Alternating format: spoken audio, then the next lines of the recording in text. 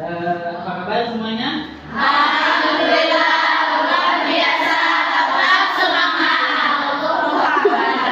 Alhamdulillah. Kalau teman-teman sehat, berarti siap sudah untuk memulai pelajaran, siap? Siap.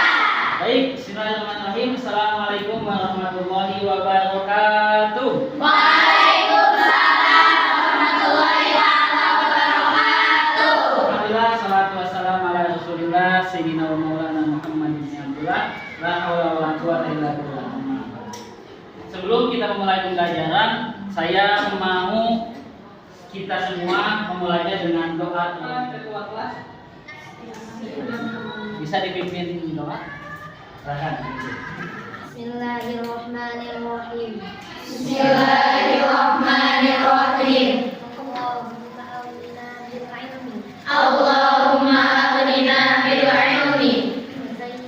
bil ilmi wa zayyina bil hilmi wa akrimna bit taqwa wa akrimna bit taqwa wa jammilna bil afiyah wa jammilna bil afiyah bi rahmatika ya arhamar rahimin. bi rahmatika ya arhamar rahimin. Nah, itu sebelum memulai juga Bapak ingin melihat absensi. Ada yang nggak hadir? Kita absen dulu ya. Si Bira pertama, Miss Diani,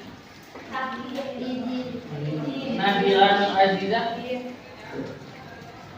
yang hadir siapa? Yang hadir no izin, Isi tadi izin saja. Pak Aulia, terus izin apa itu? Oh, izin sakit terus ya.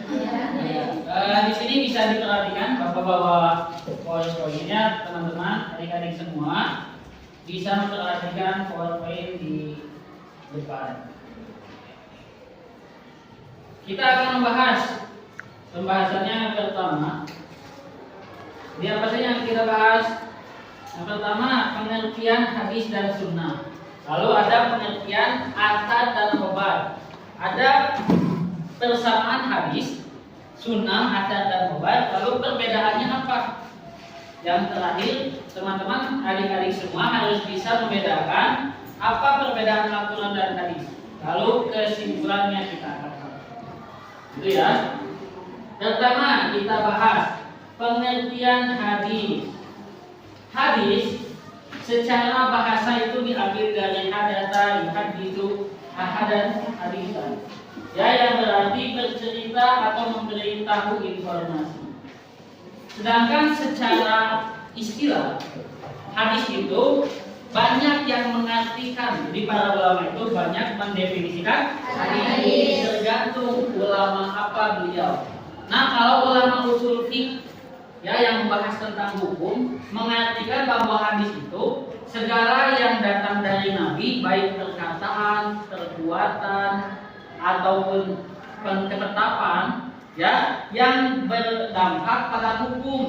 Ya, jadi kalau ada hukum fikih tentang sholat, apa hukum sholat itu wajib atau haram? wajib. Nah, kalau ada hadisnya itu usul fikih hadis, begitu ya. Nah, tapi kalau menurut ulama hadis sendiri, apa itu pengertian hadis? Hadis itu teman-teman, adik-adik, kalau kata ulama hadis itu ya, hadis adalah segala sesuatu yang disandarkan kepada Nabi.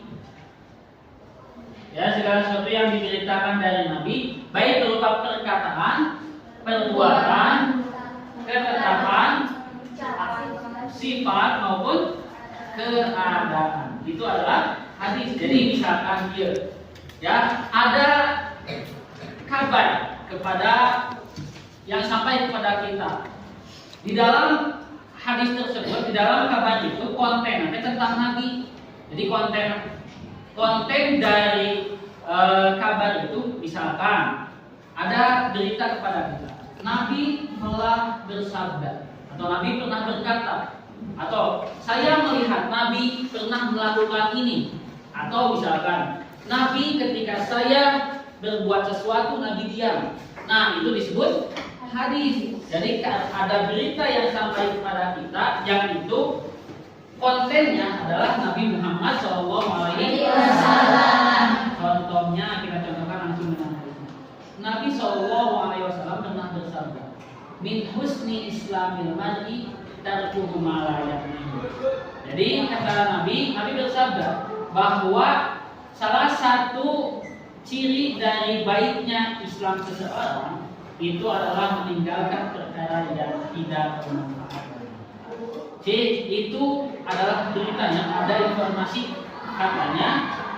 informasi katanya, ciri orang yang Islamnya baik itu meninggalkan perkara yang tidak bermanfaat. Itu dari siapa? Perkataan siapa? Perkataan Nabi, berarti itu disebut hadis. Nah, tapi yang itu yang berdampak pada hukum atau pada hukum syariat ya. Nah, yang kedua kita bahas itu sunnah. Apa pengertian sunnah? Sunnah itu secara bahasa ya adalah rekam jejak perjalanan seseorang. Sudah paham dari apa yang saya sampaikan tadi ya? Saya mau tanya lagi. Kalau ada kabar informasi yang disandarkannya pada Nabi dan berimplikasi hukum syariat disebut hadis. Kalau kabar secara umum baik datang dari siapapun disebut kalau kabar tersebut datangnya dari tabi'in atau sahabat disebut kalau datangnya dari Nabi tapi bersifat membahas tentang Nabi secara umum, baik sebelum diutus ataupun sudah diutus, itu disebut sunnah. Bisa dipahami? Bisa. Kalau bisa dipahami, saya mau mengecek kepahaman adik-adik semua dengan mau membentuk kelompok-kelompok. Ya, ini kelompok hadis, ini kelompok sunnah, ini kelompok khobar, ini kelompok hasan. Saya mau memberikan contoh di depan. Nanti saya bikin beberapa qaul, beberapa riwayat, beberapa kabar di sini. Setiap kelompok harus menentukan mana yang termasuk. Kalau hadis dari banyak riwayat di sini, tentukan mana hadis. Ini tentukan mana sunnah. Tentukan mana khobar. Dan di sana tentukan hasan. Bisa? Oke, kasih tepuk tangan dulu biar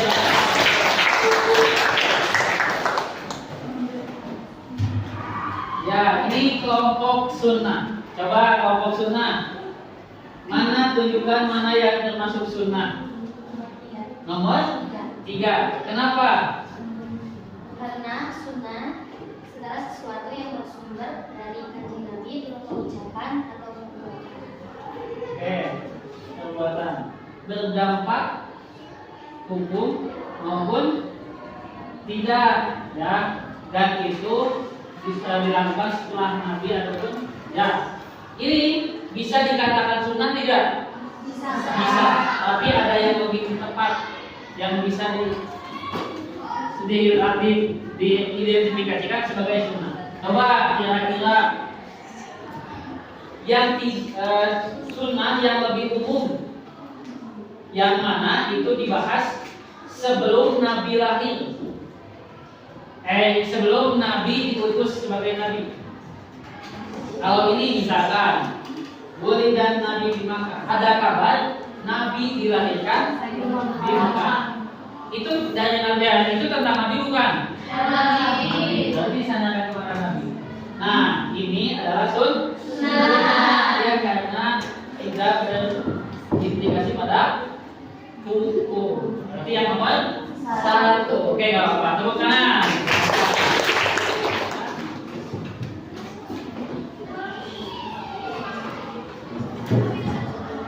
Ya, dari nomor 1, 2, 3, 4 mana yang hadis? Yang termasuk hadis. Ya, yang nomor 3 termasuk hadis.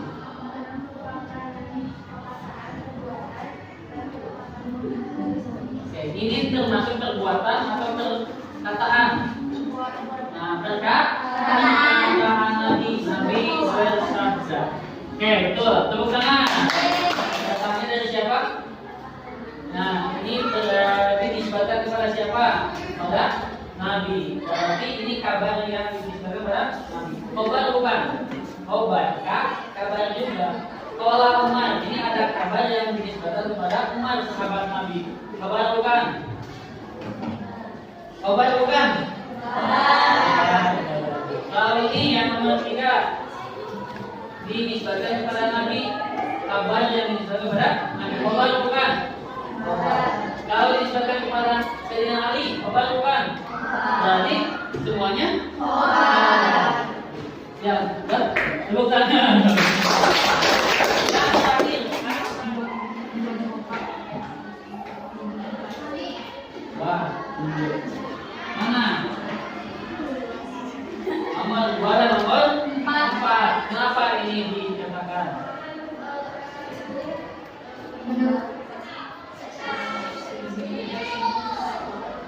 Ya, ini dari siapa? Sahabat atau tabi'in? Ya, dari sahabat Sayyidina Umar bin Khattab. Kalau ini dari siapa? Betul tidak? Betul. Kembali ke mana? Untuk itu berarti kita bisa simpulkan. Apa yang bisa kita simpulkan? Belum kita simpulkan satu lagi. Sekarang kalau adik-adik semua sudah bisa membedakan apa hadis, sunnah, khobar dan asyar sudah? Sudah. Sekarang Bapak mau tanya kepada adik-adik tentang apakah bisa membedakan antara Al-Quran dan hadis? Ya, Bapak mau menunjukkan dulu. Hadis dan khobar kita bedakan. Apa perbedaannya sih? Kita lihat ya. Satu, dari segi bahasa dan makna. Coba kita bedakan. Al-Quran itu secara makna datangnya dari siapa? Dari kalam Allah. Bahasanya bahasa siapa? Bahasa Allah. Jadi Al-Quran itu lafaz dan maknanya datang dari Allah. Kalau hadis maknanya itu datang dari siapa? Dari Allah. Ya, Nabi Muhammad itu berkata sesuai dengan petunjuk Allah. Jadi kalau Rasulullah itu bersabda, itu sesuai dengan petunjuk Allah. Dan maknanya secara makna hadis itu datang dari Allah. Tapi redaksi bahasanya itu bahasa Nabi. Itu namanya hadis. Jadi perbedaannya, kalau Al-Quran makna dan lafaznya dari Allah, kalau hadis maknanya dari Allah, lafaznya dari Nabi. Bisa dipahami? Terus yang kedua, nah dari segi kemukjizatan, ya Al-Quran itu mengandung mukjizat. Apa mengandung? Mukjizat. Sedangkan hadis tidak mengandung mukjizat. Itu gimana? Bahasa Al-Quran itu indah, teman-teman. Bahasa Al-Quran itu indah. Kalau hadis itu tidak seindah Al-Quran karena bahasa manusia. Yang ketiga, apa perbedaan Al-Quran dan hadis? Kalau dari segi periwayatan, kalau Al-Quran itu diriwayatkan secara mutawatir, artinya banyak sekali orang yang meriwayatkan Al-Quran. Kalau hadis itu tidak mutawatir. Selanjutnya dari segi ibadah. Kalau membaca Al-Quran bernilai ibadah tidak?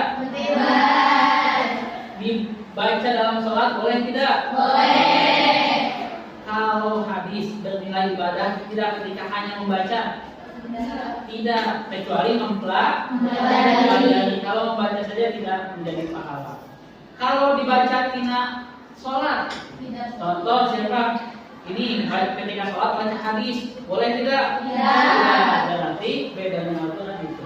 Kalau Al-Quran boleh bernilai ibadah dan boleh dibaca dalam sholat, hadis tidak. Itu yang bisa kita pelajari. Kita simpulkan. Satu, simpulannya hadis itu pengertiannya apa? Jadi kita simpulkan bahwa hadis itu adalah segala sesuatu yang dinisbatkan kepada Nabi.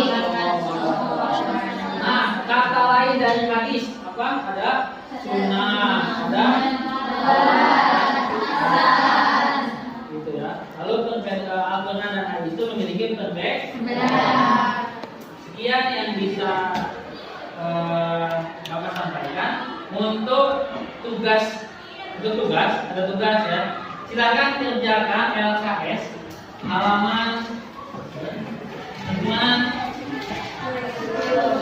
ya, halaman itu dikerjakan di rumah atau di pokok ya, dikumpulkan minggu depan. Bisa dipahami? Bisa. Sekian, kita tutup dengan membaca doa. Dan jangan lupa teman-teman terus semangat, diulangi pembelajarannya. Minggu depan kita tes kembali. Siap? Siap? Siap. Kita tutup dengan doa.